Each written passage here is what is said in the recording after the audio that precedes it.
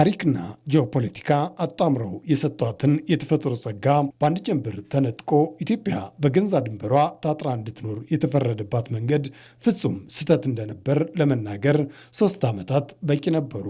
ቀይ ባህርን ኢትዮጵያ ለማጣት 30 ዓመት ከዚያ በላይ የወሰደ ትግል ነበር። ታውቃላችሁ። በ30 ዓመት ትግል ውስጥ በብዙዎች ርብርብ ነው ኢትዮጵያ ያጣችው።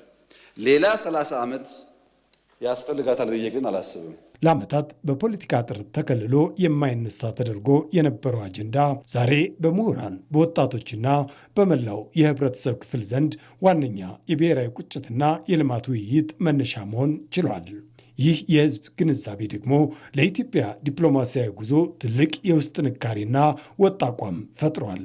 ባለፉት 30 ዓመታት ይሄ ጉዳይ ከህብረተሰቡ ከህዝቡ ብቻም ሳይሆን ከዲስኮርሱም ራሱ ከትምህርት ከጥናትም የተገለለ የተረሳ ጉዳይ ነው። ስለዚህ ኢትዮጵያ ካደገች ትኖራለች የሚል እንዴት ነው የሚለውን ጥያቄ ሳንጠይቅ የተገለለ ጉዳይ የተረሳ ጉዳይ ስለሆነ ህዝቡ ለህዝቡ ራሱ እንደ ህዝብ እኛም ራሱ እንደ ተመራማሪ ይሄ ጉዳይ በጣም አስፈላጊ ነው የሚለውን ማየት ነበረብን። ያ ጥሩ ስራ ተሰርቷል ብዬ አስባለሁ።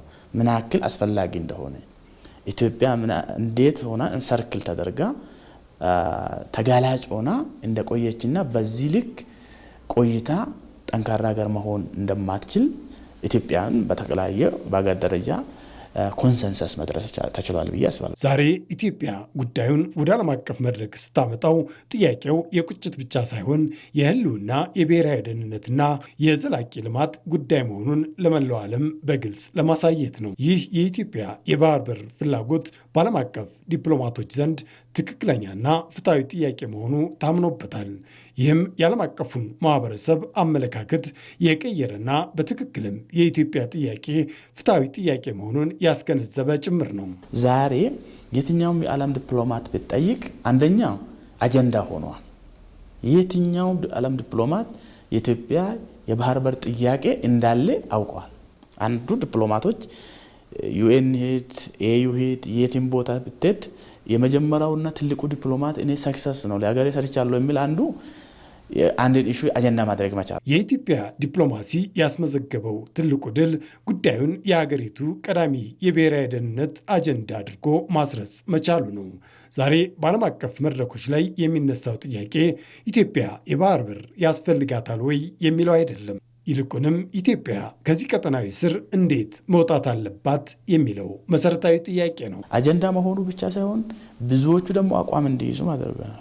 ለምሳሌ አሁን አጀንዳ ከሆነ በኋላ ብዙ ሀገራትን ዲፕሎማቶችን መሪዎችን ብትጠይቅ ለኢትዮጵያ የባህር በር አያስፈልግም የቅንጦት ነው የሚል ደግሞ አታገኙ። ያስፈልጋታል። እንዴት ነው የምታገኙ? ሰላማዊ በሆነ መንገድ ወደ ጦርነት እንዳትገቡ ምክር ነው እንጂ የሚሰጡ አስፈላጊነት አድርጓል። ብዙ የዓለም ዲፕሎማቶች ለኢትዮጵያ አስፈላጊ ነው የሚል አቋም እንዲይዙ ማድረግ መቻሉ ይሄ ትልቅ ሂደት ነው። እውነታው ግልጽ ነው። ከ130 ሚሊዮን በላይ ህዝብ ያላት በፈጣን የኢኮኖሚ እድገት ውስጥ የምትገኝ ሀገር በየዓመቱ በቢሊየን የሚቆጠሩ ዶላሮችን ለወደብ ኪራይ እየገበረች ዘላቂ እድገትን ልታመጣ አትችልም። ባለፉት 3 ዓመታት የተሰሩት የዲፕሎማሲ ስራዎች አንድ ግልጽ እውነት አስቀምጠዋል። ኢትዮጵያ በታሪክና በጂኦፖለቲካ የተጫነባትን ዕቀባ ሰብራ ለመውጣት የጀመረችው ጉዞ ወደኋላ የሚመለስ አለመሆኑን፣ ጥያቄው የካሳ ወይንም የልመና ሳይሆን የፍትህ የደህንነትና የታሪካዊ እውነት ጥያቄ ነው። ይህ ባለፉት ዓመታት ኢትዮጵያውያንም ያመኑበት ሀቅ ነው። እኛን ካቦ ያለ ጎረቤቶቻችን በተለያየ ፍራግመንቴሽን ውስጥ ያሉት ሀገራት በእነዚህ ተከብን አክሰስ ሳይኖረን እንደ ሀገር ጠንካራ ሆነ መውጣት ቀርቶ ቫያቢሊቲ ራሱ የሉዓላዊነታችን ራሱ መቆየታችን ራሱ ጥያቄ ውስጥ ይሄንን ጉዳይ እንደ መኖርና አለመኖር ኤግዚስቴንሻል ኔሴሲቲ የሚባለው እሱ ነው።